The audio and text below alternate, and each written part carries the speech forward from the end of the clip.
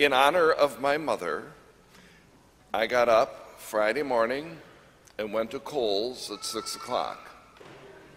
For 40 years, she and I celebrated Black Friday, and when my dad retired, he came along and other friends by going to what was then Prangies, now Yonkers, at the Appleton Mall, standing in line for their opening at 5:30, getting a box of Cracker Jacks, the first 100 people, opening it up and seeing what kind of discount one would receive on Black Friday. And it was great fun. So to honor her, she's been gone now for 12 years, but to honor her, I went to Kohl's Friday morning at 6 o'clock. And I'm walking around, and truth be told, what I was looking for was a longer watch band. Your love has helped me gain so much weight that even my watches don't fit. So I'm standing there, and all of a sudden this little kid runs up to me and he says, "What are you doing here?" I said, "Well, I'm Christmas shopping." And he said, "You ain't got no kids." And I said, "But I know a lot of adults who act like kids and they want presents." And he stopped and thought about that for a minute, and he looked at me and he said, "When I'm an adult, will you get me a gift?" I said, "Oh, absolutely." I said, "You remember that we had this conversation and you'll get a good gift."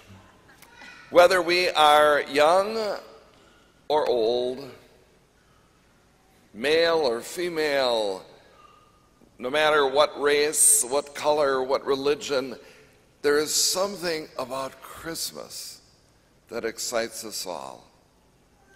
And we all realize that beneath all the hubbub is a much deeper message that Isaiah proclaims.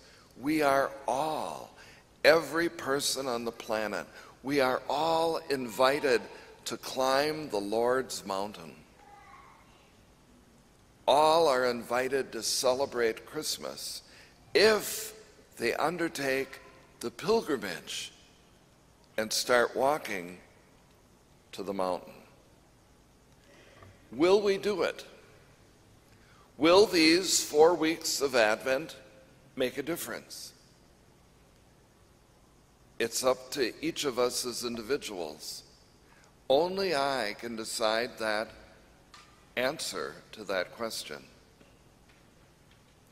It's hard to have Christmas really mean something to those I love if it doesn't really mean that much to me.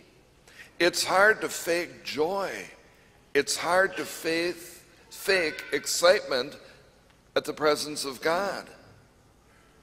It's hard to fake being on the Lord's mountain if I've never taken one step in pilgrimage to get there. And what is this Advent pilgrimage?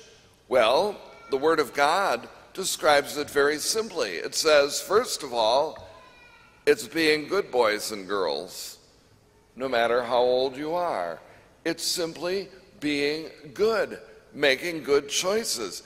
And we all know what that's like. It's not rocket science. You and I know when I'm being good, when I'm not being good. So it's simply being good. That's what the pilgrimage is. That's what leads us to the mountain of the Lord. And then in the gospel, Matthew reminds us that it's not just being good, but it's being aware that the Lord wants to live within, that the real mountain of the Lord is within our hearts and souls. And Matthew says incredulously, how could they, in the days of Noah, how could they not know the waters were rising? How could this have possibly surprised them?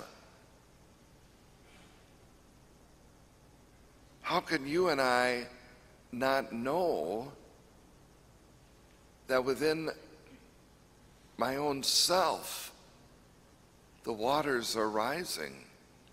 Am I blind to how I'm behaving to how I'm thinking, to how I'm responding. It's not hard to get to the mountain.